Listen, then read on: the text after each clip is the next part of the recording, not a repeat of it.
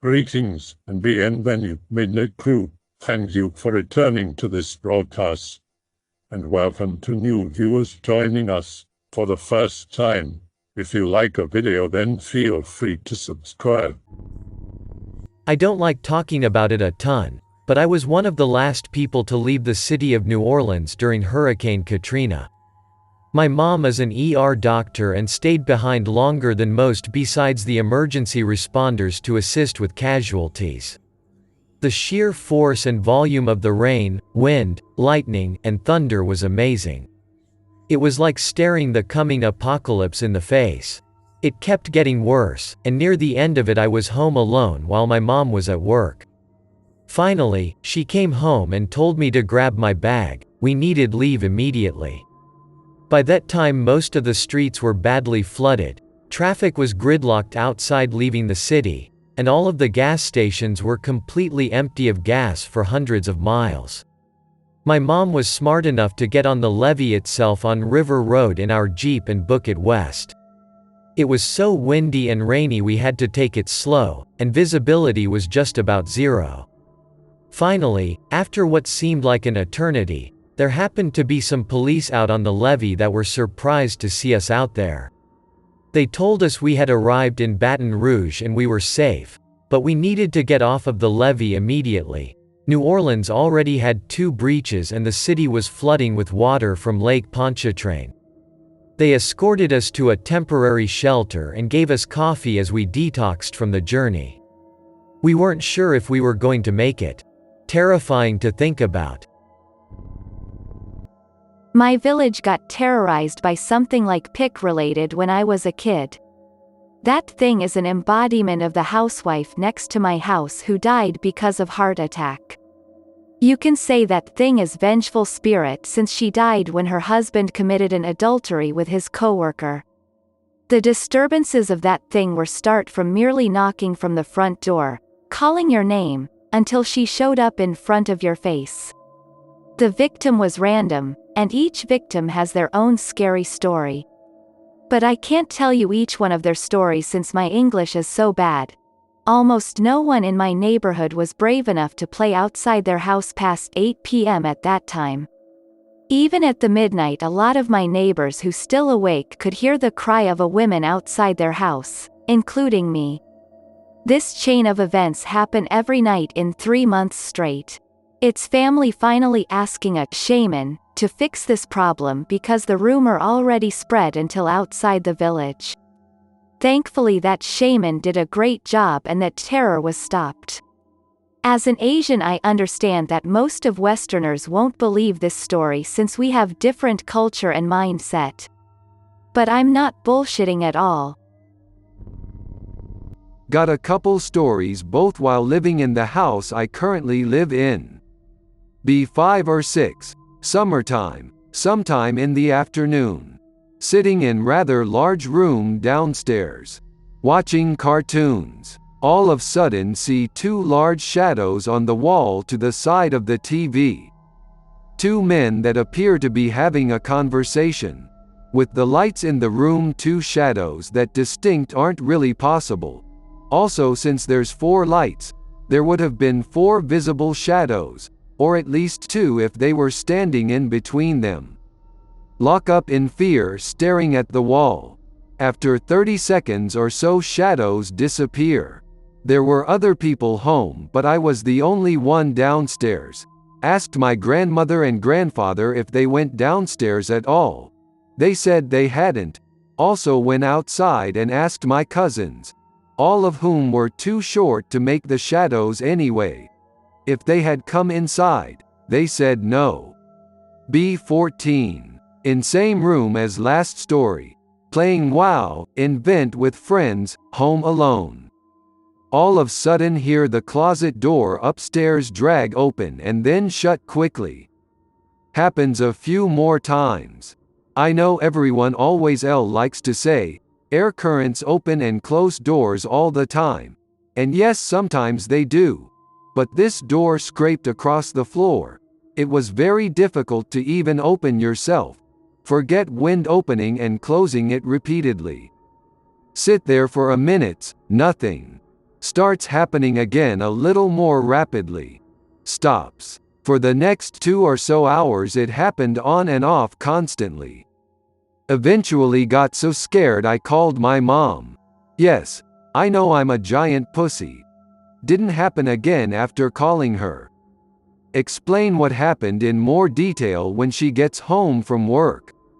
She just kind of gives me a weird look, said, creepy, and went upstairs.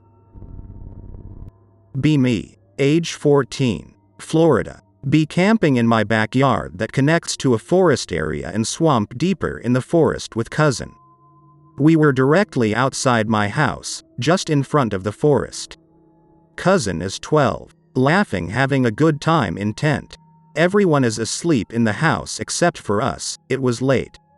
Hear ungodly howl, roar, screech sound outside. Me and cousin scared shitless. Decide to be macho older cousin and scare off whatever it was. Tell cousin to stay in the tent.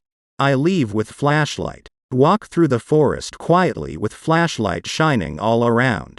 Eventually stumbled upon the carcass of an animal, so mangled and torn apart I couldn't tell what it was, possibly a deer. Blood everywhere. Oh fuck, I'm going to die. JPG. Frozen in fear. Hear sticks cracking to my left. Shine my light over to see what it was. Fucking giant furry creature. All black with the exception of the blood all over it. Nope the fuck out of there before I could see what it was. Break out into a sprint towards my tent. Running through spider webs. That had to be spiders. MP4.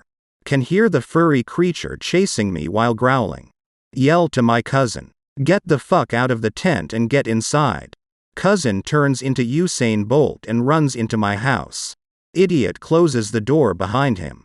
Shaking trying to open the door, creature almost upon me. Open the door and get inside. Close and lock the door. Me and cousin go cry in my room while I explain what happened. My dad came into my room pissed because I woke him up with the noise. Explain. It's just your imagination Anon. Go to sleep. Me and cousin watch cartoons and fall asleep. Next morning go outside and see our tent ripped to shreds. Clean it up. Never camp again. Be me, 15. Trekking home from bus stop in the rain. Again, there wasn't really a sidewalk in the suburbs I was in, so I had to climb around the curb and the shrubs of people's front yards. A car going in the opposite direction of me suddenly pulls into a nearby gas station and turns around. Guy pulls up to me. He's a big white dude in his 30s. Geez, it's pouring. Do you want a ride? Da fuck. Avi. Say, no thanks, and keep walking. He continues to drive slowly beside me, pleading with shit like, come on, it's no big deal, and, you probably live around here anyway. I was already on the side of the car's passenger seat but he's leaning way too far over. No, he didn't seem high, drunk or dumb. Continue walking and politely turning him down, and I'm really trying not to sound pissed. This goes on for several minutes but it felt like a half hour. Nobody else is out walking on the street, and the cars that pass by aren't being blocked by him, so I'm practically alone unless I start wailing. Notice the ungated entrance of a condominium complex a few yards away. Shit, it goes uphill. Walk past it as he's still following me. When I'm several feet past it, I suddenly turn and bolt through the entrance. I don't look back but hear him make a U-turn right in the middle of the fucking road. Keep running until I can see the condos. Find a patch of trees alongside one of them and dash through them, which leads to someone's backyard. Notice a bunch of shrubbery against the house's porch, which is low to the ground. Crawl in there so I'm wedged between the porch and the back of the bushes and hope I can't be seen. The rain has died down and I hear his car pull up. Feel my fucking stomach heave. I hear his door open, a pause, and then what was probably a backseat door open as well. He comes stomping through the same foliage swearing under his breath. walks by only something like 3 feet past me, scans the yard, and goes into the forest in front of us. He's at least 6 feet tall, and at 15 I was something like 5'5". For the next 15 minutes or so, I watch him scan and search the rim of the forest. He occasionally leaves my sight, but I'm too frozen in fear to move, plus I don't want to risk making too much noise. He eventually comes smashing out of there. Now he's looking under other people's porches that are like 50 feet away, since condos here often share one long yard.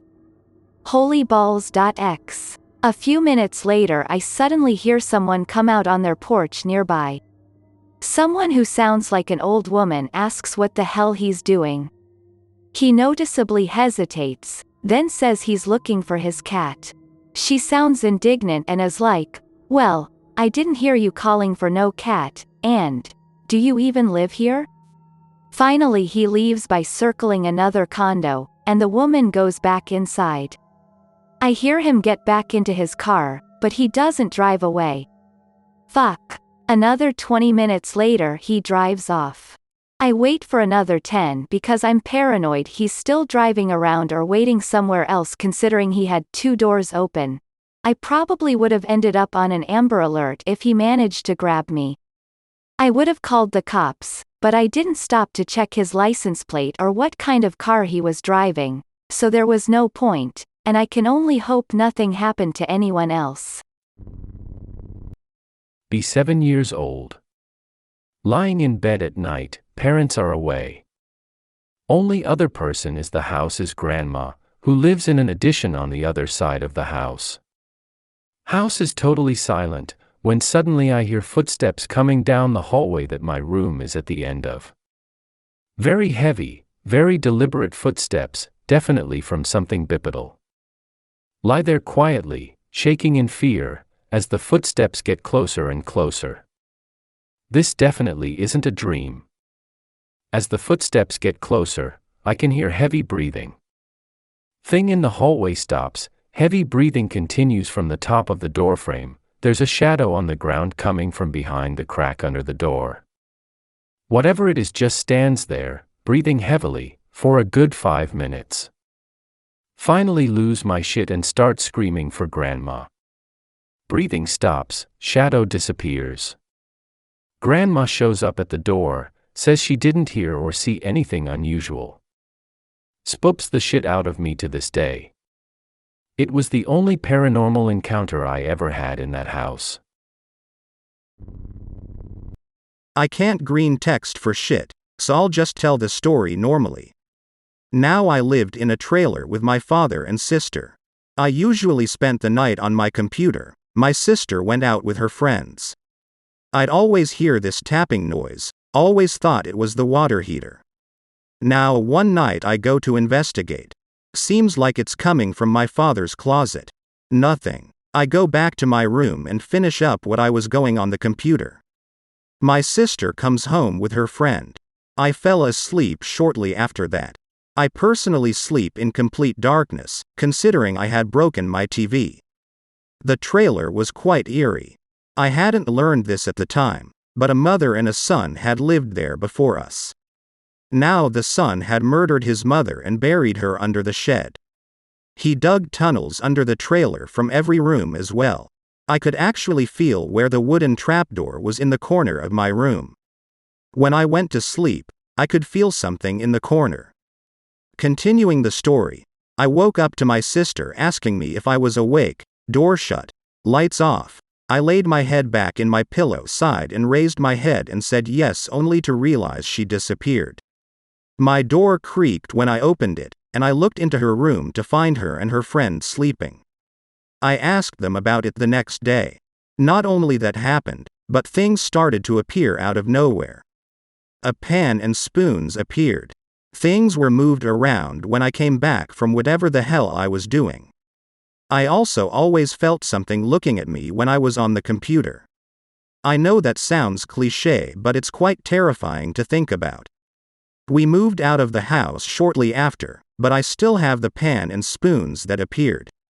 All my family members who had been there felt it was eerie as well. We also were going through some big family issues at the time, so I may have been delusional or something, but I don't know about the rest of my family. I'll sum up my creepiest experience. Well, it's actually a combination of experiences in my parents' old home. My great-grandmother and great-aunt both died in this house. When my great-aunt passed, my parents took it, remodeled it, and moved in.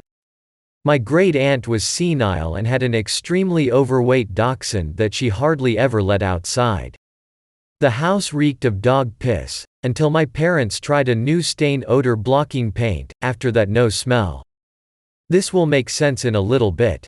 A few years after we moved in, weird stuff started happening. I would hear women speaking Basque in the kitchen, which both my great-grandmother and aunt spoke fluently. No one else in my family alive knew it, I just know how it sounds specifically. The door to the freezer and fridge would both open on their own at night. One night when I was in the kitchen cooking, a sink in the laundry room, behind a wall in the kitchen, turned on. One night something grabbed my leg and lifted it. One night it woke up my 3-year-old niece. She told me people were walking in front of her and touching her. I was in the other room to check on her when she screamed. No one else besides my nephew, and he was asleep. Doors would open and slam on their own downstairs in the basement, as well as the lights down there. One time I unplugged and switched off a lamp down there. The next morning it was plugged in and turned on.